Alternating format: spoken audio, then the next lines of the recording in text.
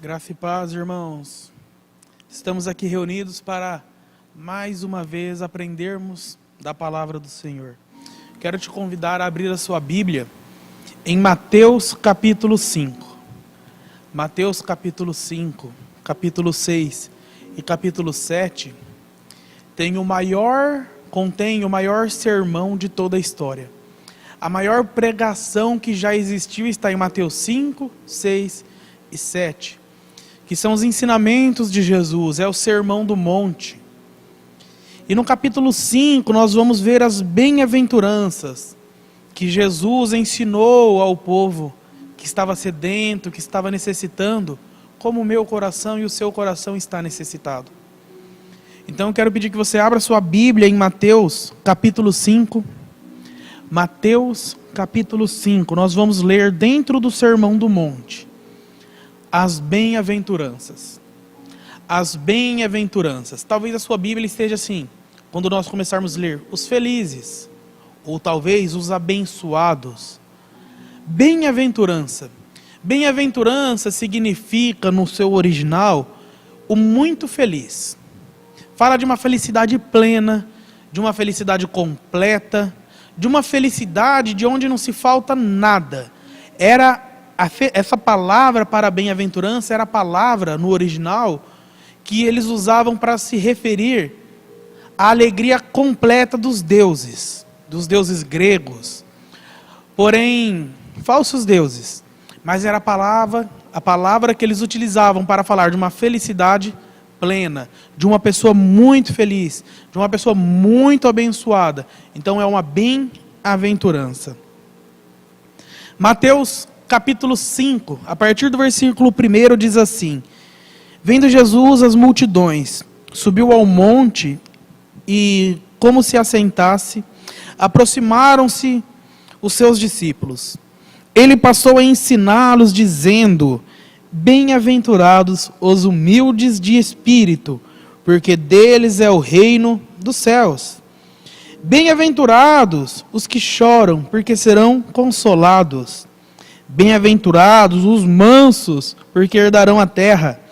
Bem-aventurados os que têm fome e sede de justiça, porque serão fartos. Bem-aventurados os misericordiosos, porque alcançarão misericórdia. Bem-aventurados os limpos de coração, porque verão a Deus. Bem-aventurados os pacificadores, porque serão chamados filhos de Deus. Bem-aventurados os perseguidos por causa da justiça, porque deles é o reino de Deus. Bem-aventurados sois quando por minha causa vos injuriarem e vos perseguirem, e mentindo disserem todo mal contra vós. Regozijai-vos e exultai, porque é grande o vosso galardão nos céus, pois assim perseguiram os profetas que viveram antes de nós. Senhor, nós pedimos, Pai, que a Tua palavra neste dia gere luz aos nossos corações, gere vida aos nossos corações, que a Tua palavra, Pai, ela nos ajude a ser semelhantes a Jesus. Nós damos liberdade ao Teu Espírito Santo para que Ele trabalhe em nossas vidas. Pedimos, Senhor, que não seja apenas mais uma pregação, mas que seja um tempo de transformação em nossas vidas, a partir da Tua palavra, da Tua bendita palavra, da Tua santa palavra, palavra que não erra, palavra que não falha, palavra que nos encoraja, que nos ensina, nos exorta, nos edifica. Em nome de Jesus, Pai, nos dê direção neste dia. Amém. Irmãos, aqui nós vemos 8 bem-aventuranças. Talvez você possa pensar uma nona bem-aventurança ali no versículo 11. Mas talvez ela esteja relacionada ao versículo 10. Então nós temos 8, talvez 9 bem-aventuranças aqui. Depende de como você vai interpretar esse versículo 10 e 11. Temos essas bem-aventuranças. E para nós aprendermos bem e fixarmos ao nosso coração, não vamos discorrer por todas elas. Mas hoje eu queria que você focasse no versículo 9, que diz: Bem-aventurados os pacificadores, porque serão chamados filhos de Deus. Muito aventurado, muito feliz, Muito abençoado é o pacificador, porque será chamado filho de Deus. Irmãos, a nossa história, a história da humanidade, ela começou em paz. Se nós formos no capítulo 1 e capítulo 2 de Gênesis, vamos ver um jardim, o Senhor visitando a humanidade na viração do dia. E quando nós vemos a Bíblia no seu final, o destino final já está mostrado para a gente, já está à disposição para entendermos, claro, com dada compreensão, nós vemos que tudo vai terminar em paz. Tudo vai terminar em paz. Novos céus, nova terra, tudo vai terminar em paz. Mas algo aconteceu nesse meio tempo, entre Gênesis 1 e 2, até hoje, que nos deixou sem paz. Nós olhamos para a humanidade, ela está se degradando moralmente, espiritualmente, está acabando com o planeta que o Senhor criou. Nós vemos que algo aconteceu, que tirou a paz das famílias, os filhos brigando com pai, pais com filhos, esposo com esposa, está uma confusão danada. Não temos paz nesse mundo, e isso ficou muito evidente nos últimos anos, por causa da pandemia. Não temos paz, tem hora que você planeja uma coisa, aí a pandemia dirige a vida para outro lugar. Nós não temos paz por causa de um evento, do advento do pecado. Nós não temos paz por causa do pecado e da nossa natureza pecaminosa. O que aconteceu, o que arrancou a paz da humanidade, foi o advento do pecado. Se nós olharmos a história, não vamos longe, vamos próximo, né? A Primeira e a Segunda Grande Guerra Mundial mataram milhares de pessoas. E aí criaram uma agência de paz no mundo. Já ouviu falar da ONU? Organização das Nações Unidas? É uma agência que tinha como ambição, como a sua missão, propagar a paz mundial. Só que isso não aconteceu. Nós vemos que a Primeira e a Segunda Grande Guerra Mundial mataram mais de 60 milhões de pessoas. Criaram a ONU. O comunismo continua varrendo as vidas e a liberdade no mundo afora. O comunismo na história já matou mais de 100 milhões de pessoas, mais do que a Primeira e a Segunda Guerra Mundial junto. E hoje nós não temos paz política, nós não temos paz política, você vai ver o que vai acontecer esse ano. Que Deus dê sabedoria aos seus filhos, né?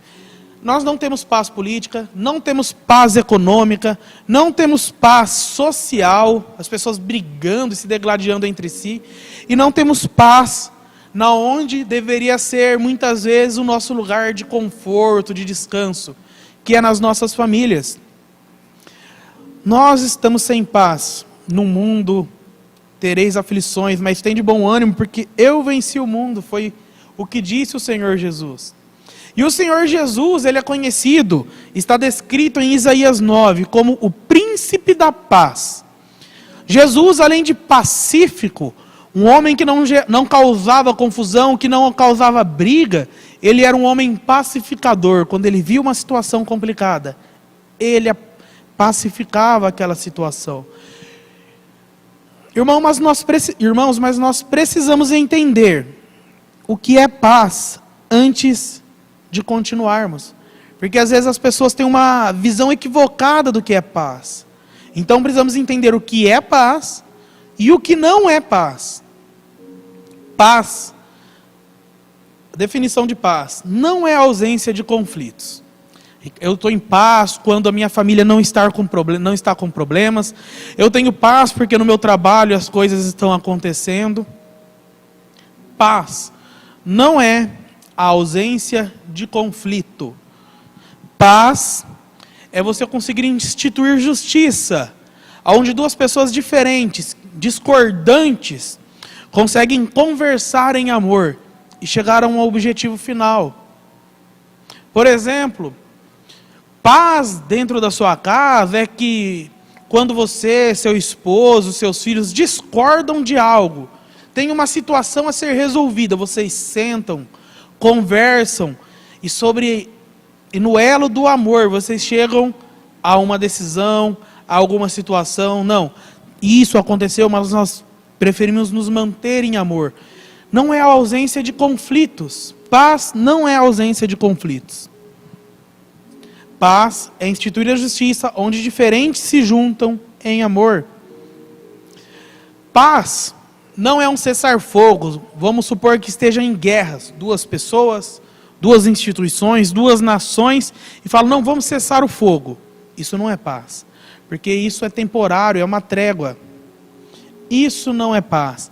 A paz é quando você, ao invés de cavar um abismo entre uma pessoa e outra, é quando você, ao invés de cavar um abismo entre uma nação e outra, entre um relacionamento, entre um parente, ao invés de você cavar um abismo, não, eu preciso de paz na minha vida, tem gente que fala, vou me afastar de fulana.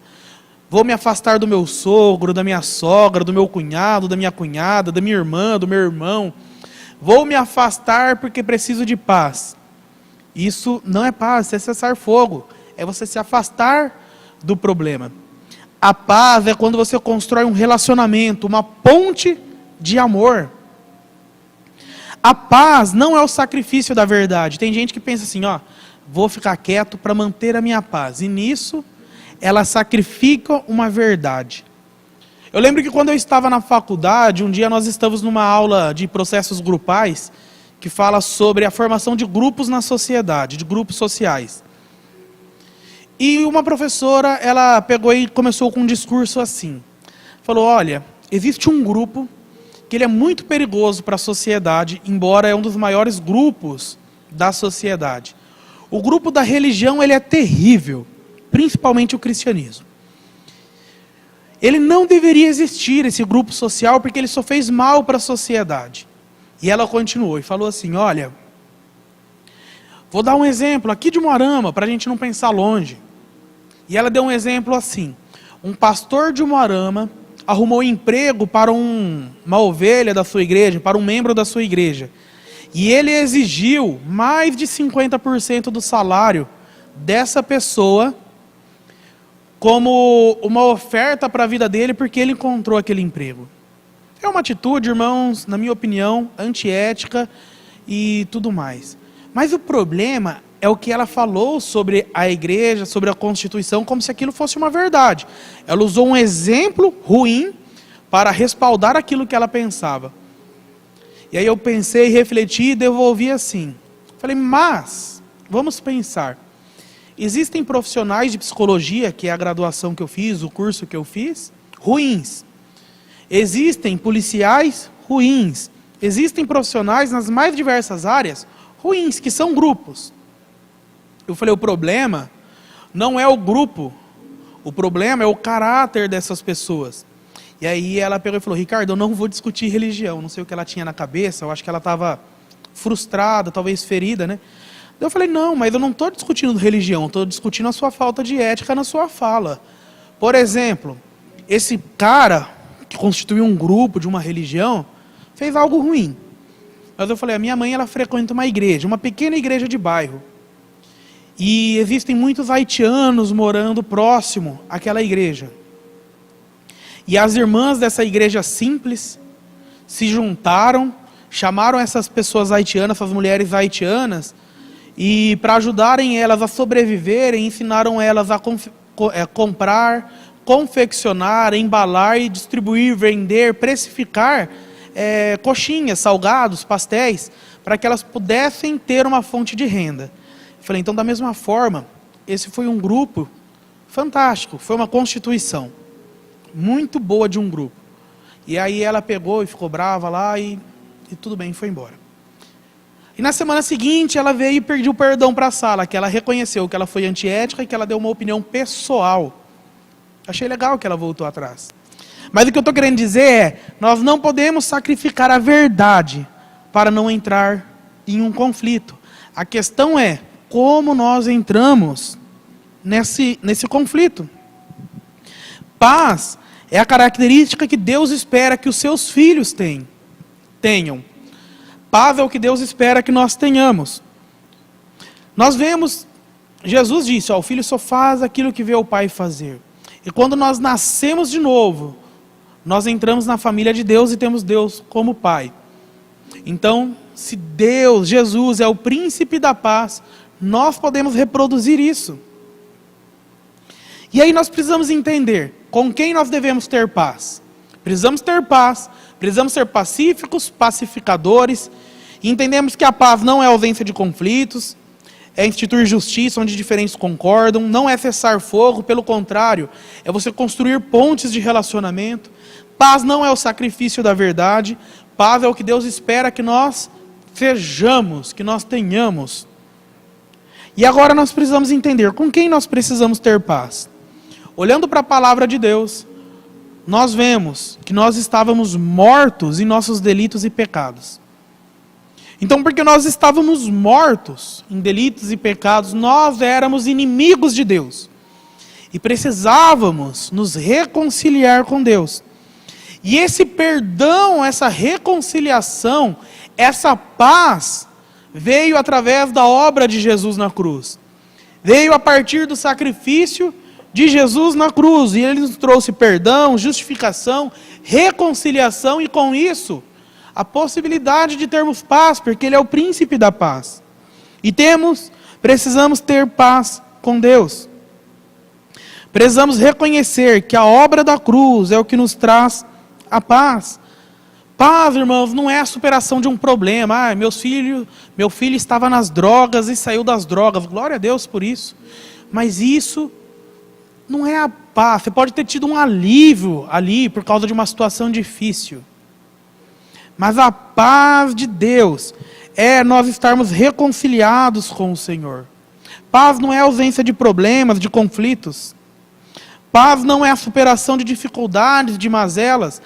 Paz é o reconhecimento da obra de Cristo na cruz e tomar posse disso.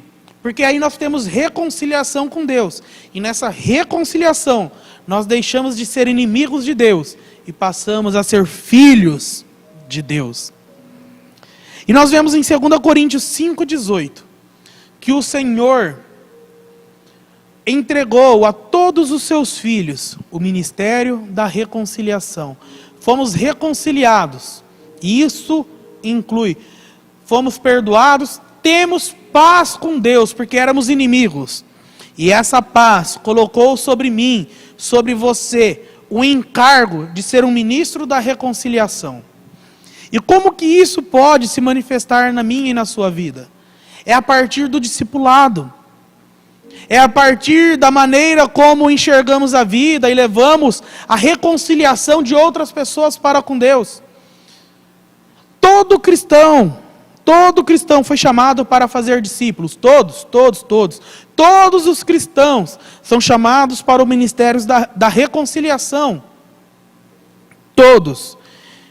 E por isso nós precisamos nos empenhar, nos dedicar, não para que apenas nós tenhamos paz com Deus. Porque eu vou dizer uma coisa, se você está indo para o céu, ou pelo menos imagina que está indo para o céu, mas não se preocupa que os outros, que os seus parentes, os seus amigos, os seus vizinhos estejam indo para o céu também, eu te aviso, te digo, você não está indo para o céu. Porque aquele que está indo para o céu, que está indo encontrar o Senhor, está indo ver o seu Salvador, ele deseja que todos vão para este mesmo lugar. Então precisamos ter paz com Deus, mas promover essa paz também. E isso vem através da dedicação no discipulado. A igreja tem oportunizado isso.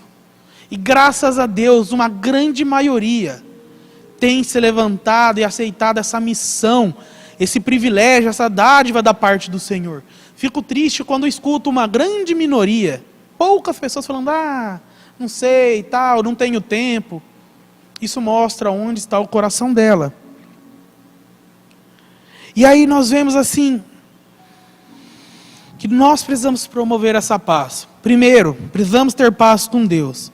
E segundo, precisamos ter paz com quem? Com o outro. Se precisamos ter paz com Deus, precisamos ter paz com os outros. Precisamos ter paz na nossa família, paz com os nossos amigos, companheiros de trabalho, membros da comunidade de fé. Precisamos ter paz com todos. E a primeira forma de você ter paz com seu irmão, com seu amigo, com seu parente, com a pessoa da sua família é praticando o perdão. O perdão, você precisa aprender a praticar, a dar o perdão, não reter o perdão, mas também a receber. Tem gente orgulhosa. A pessoa pede perdão, ela mantém a pessoa longe, fria com aquela pessoa, porque pensa assim, não, agora vai pagar tudo aquilo que me fez. Precisamos aprender a praticar o perdão. Quando que nós podemos ter paz com os outros? Sendo pacífico, sendo pacificador. Certa vez Jesus estava tranquilo com algumas pessoas e pegaram uma mulher pega em adultério, ou seja, culpada. Pela lei tinha que ser apedrejada. Levaram ela até Jesus e falaram, olha, foi pega em flagrante adultério, ou seja, foi no ato. Se ela foi pega em flagrante adultério e arrastaram ela, provavelmente ela estava despida, estava nua, humilhada, acusada, com pessoas olhando para ela, querendo matar ela e matar a Jesus. Mas Jesus, o príncipe da paz, tem uma atitude pacífica e de pacificador. Deixa eu te fazer uma pergunta.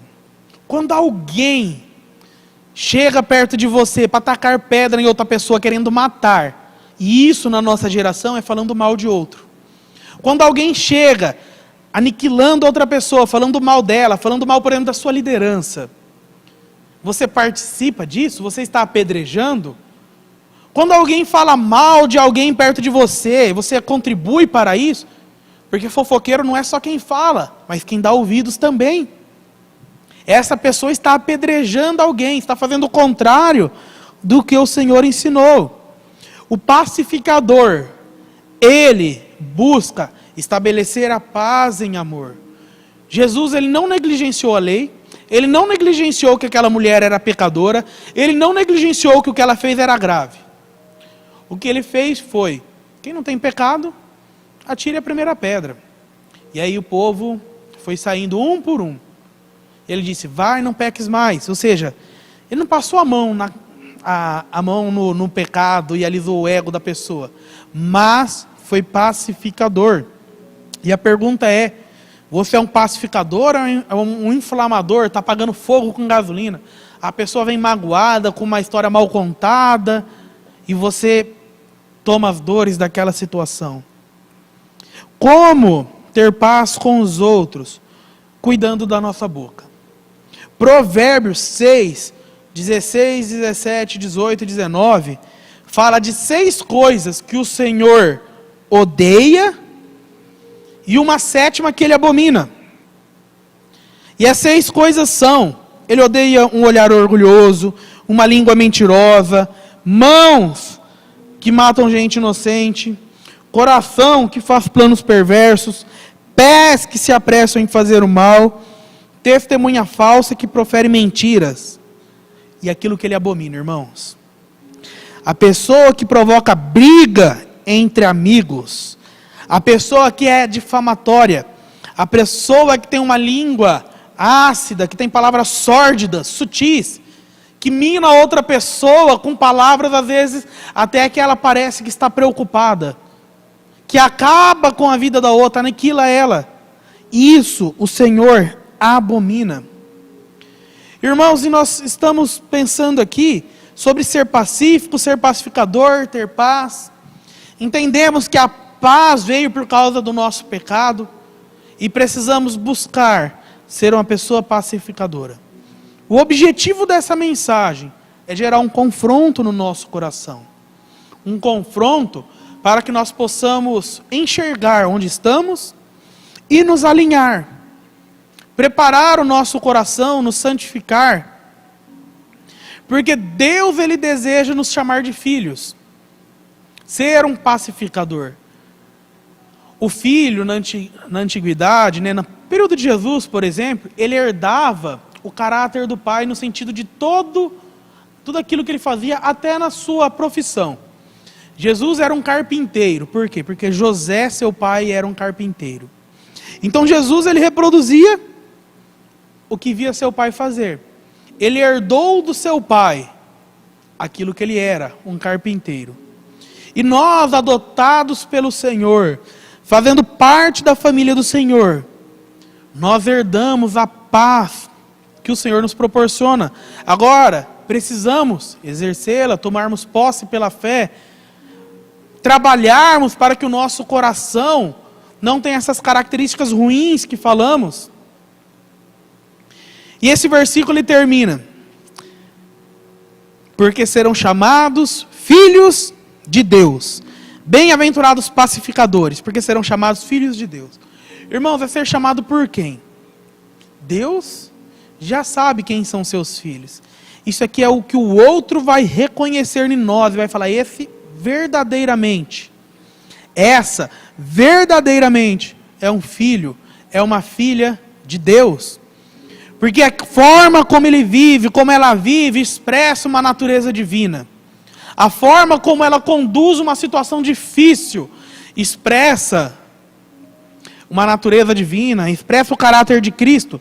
Seremos chamados filhos de Deus, não é pelo teu irmão aqui do lado, mas é por aqueles que não conhecem o Senhor. Fala: olha, a forma como essa pessoa é impossível ser assim por causa dela mesma. Ela é assim, porque existe um Deus que habita dentro dela. E quando nós vivermos assim, as pessoas nos chamarem de filhos de Deus, elas vão desejar ser filhos de Deus como nós somos. Quem serão aqueles que nos chamarão filhos de Deus?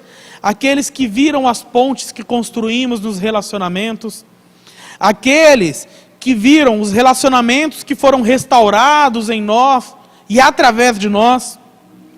E que o Senhor nos ajude a ter um coração pacífico, pacificador, uma vida em paz. Amém? Vamos orar? Pai, que a Tua palavra gere vida nos nossos corações.